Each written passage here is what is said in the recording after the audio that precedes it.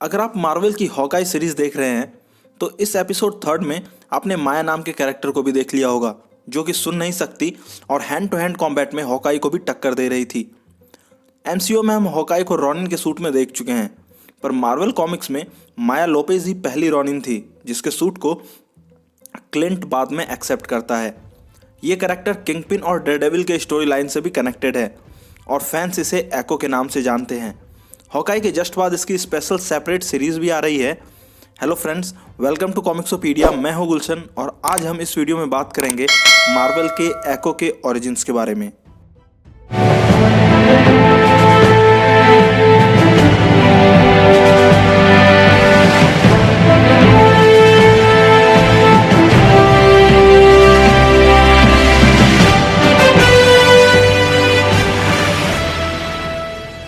एको पहली बार दिखी थी ईयर 1999 में मार्वल डेयरडेविल वॉल्यूम 2 इशू 9 में।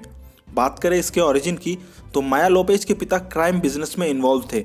न्यूयॉर्क के क्राइम बॉस किंगपिन के क्राइम पार्टनर थे। एक दिन उसके पिता का मर्डर हो जाता है, जो किसी तरह अपनी बेटी के पास पहुंच जाता है और उसके फेस को टच करता है, और जिसके कारण उसके हाथों में लगे ब्लड के कारण माया के फेस पे एक ब्लड हैंड प्रिंट बन जाता है।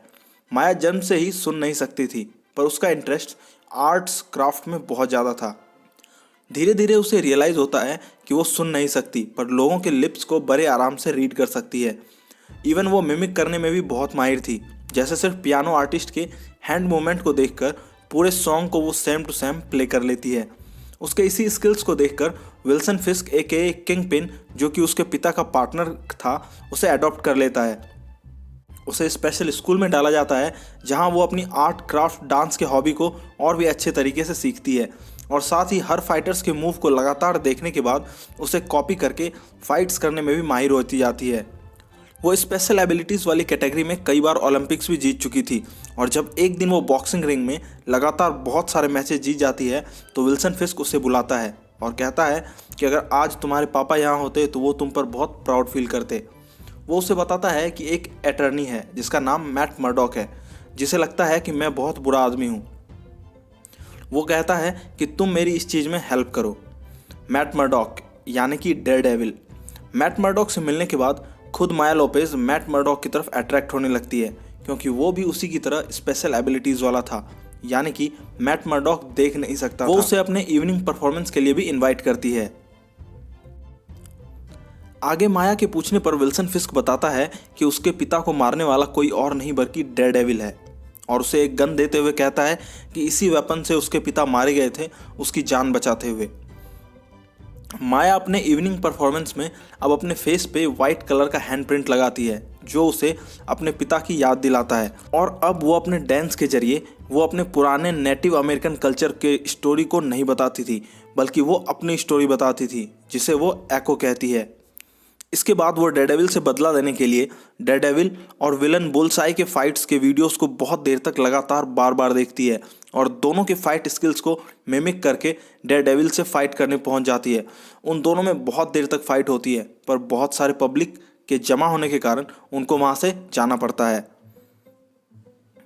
अब क्योंकि माया को पता नहीं था कि मैट मर्डॉक ही डेयरडेविल है, तो दूसरी ओर वो मैट मर्डॉक को डेट कर रही थी, साथ में टाइम बिता रही थी। इसी रात न्यूज़ में माया ने देखा कि उसमें विल्सन फिस्क के मरने की खबर थी, और पिक में डेयरडेविल ने गन पकड़ा हुआ था।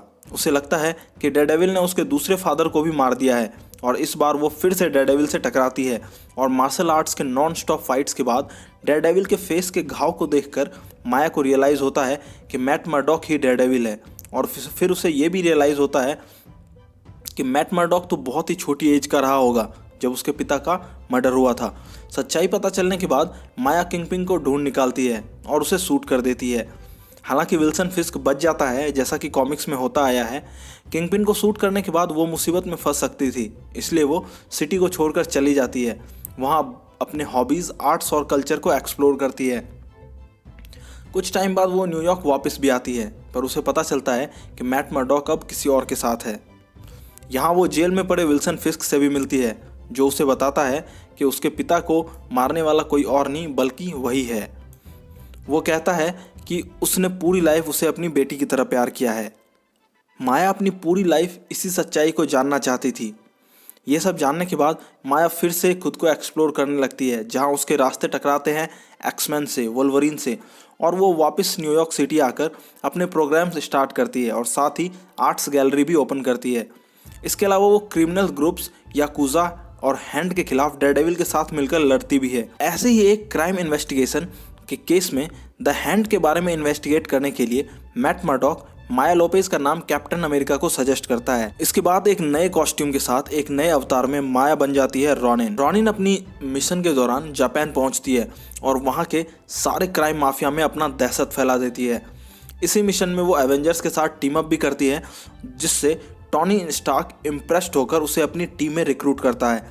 आगे मार्वल स्टोरी लाइन में अपनी रॉनिन वाली आइडेंटिटी वो हॉकाई को पास करती है और captain Marvel, Namor, Luke Cage, doctor strange जैसे कई सारे हीरोज़ के साथ टीम अप करती है।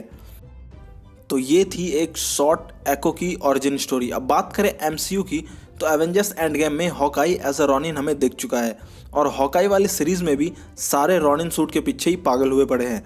शायद हमें आगे जानने को मिले कि एको और हॉकाई कैसे कनेक्टेड हैं, हॉकाई को रॉनिन सूट कैसे मिला। वैसे इस सीरीज़ में एको एज अ विलन दिख रही है, पर जल्द ही ये हॉकाई के स्पिन ऑफ सीरीज़ एको में आएगी, जहाँ ये सॉर्ट ऑफ सुपर हीरो या एंटी हीरो बन जाएगी। वैसे भी एमसीयू में बहुत सारे एंटी हीरोज़ आ रहे हैं आजकल, और इसी सीरीज़ में हमें एको की बैक स्टोरी एमसीयू के पॉइंट ऑफ व्यू से भी देखने को मिलेगी। तो बस इस वीडियो को मैं यहीं रैप अप करता हूँ और मिलते हैं नेक्स्ट वीडियो में। प्लीज़ सब्सक्राइब अगर आप यहाँ पहली बार आए हैं, एंड लाइक द वीडियो अगर आपको पसंद आई है तो। मैं हूँ Gulshan and you are watching Comicsopedia. See you again.